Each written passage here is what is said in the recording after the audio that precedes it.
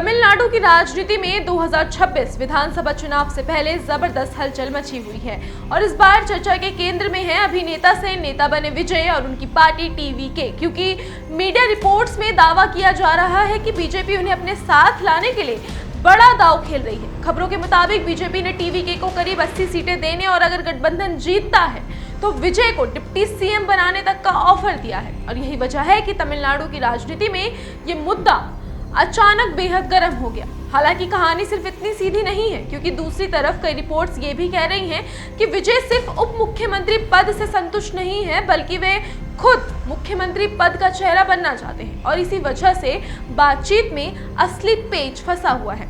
यानी सवाल सिर्फ सीटों का नहीं बल्कि सत्ता में भूमिका का भी है। कहा जा रहा है कि बीजेपी विजय को एनडीए के साथ जोड़ने के लिए अलग अलग स्तर पर कोशिश कर रही है और यहाँ तक कि एक दूसरे राज्य के उप मुख्यमंत्री के जरिए भी बातचीत में मध्यस्थता करवाई जा रही है ताकि किसी तरह ये गठबंधन संभव हो सके।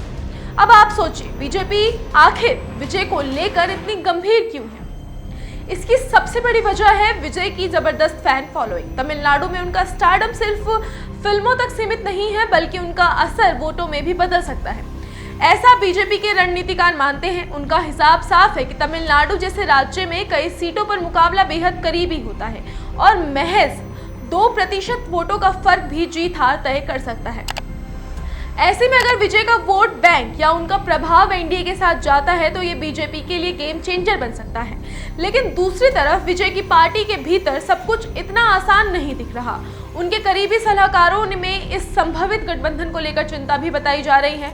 कुछ सलाहकारों का मानना है कि राजनीति में एंट्री लेते ही किसी बड़े राष्ट्रीय गठबंधन का हिस्सा बन जाना टीवीके की स्वतंत्र पहचान को नुकसान पहुंचा सकता है। विजय ने अब तक अपनी पार्टी को तमिलनाडु की राजनीति में एक तीसरे विकल्प के रूप में पेश किया है, यानी डीएमके और एआईएडीएमके से अलग और साथ ही बीजेपी से भी दूरी बनाकर। अगर ऐसे में अचानक एनडीए में शामिल होते हैं तो उनकी वही अलग छवि कमजोर पड़ सकती है जिसके दम पर उन्होंने राजनीति में अपनी जमीन तैयार की है। सलाहकारों को डर है कि इससे पार्टी का नैरेटिव बदल जाएगा और विरोधी उन्हें एक स्वतंत्र नेता नहीं बल्कि किसी बड़े गठबंधन का हिस्सा बताकर घेर सकते हैं।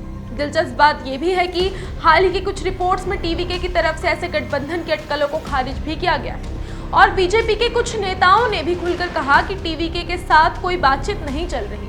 यानी एक तरफ सूत्रों के हवाले से ऑफर और बातचीत की खबरें तो दूसरी तरफ सार्वजनिक तौर पर इनकार भी देखने को मिल रहा है। यही चीज इस पूरे मामले को और ज्यादा दिलचस्प बना देती है।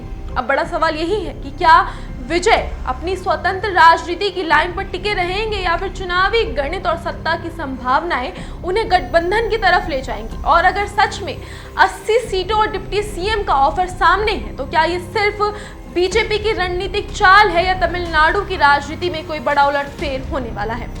फिलहाल तस्वीर पूरी तरह साफ नहीं है, लेकिन इतना जरूर है कि विजय का अगला कदम 2026 के तमिलनाडु चुनाव की दिशा बदल सकता है और यही वजह है कि हर किसी की नजर अब टीवीके और बीजेपी की इस संभवित सियासी कहानी पर टिकी हुई है।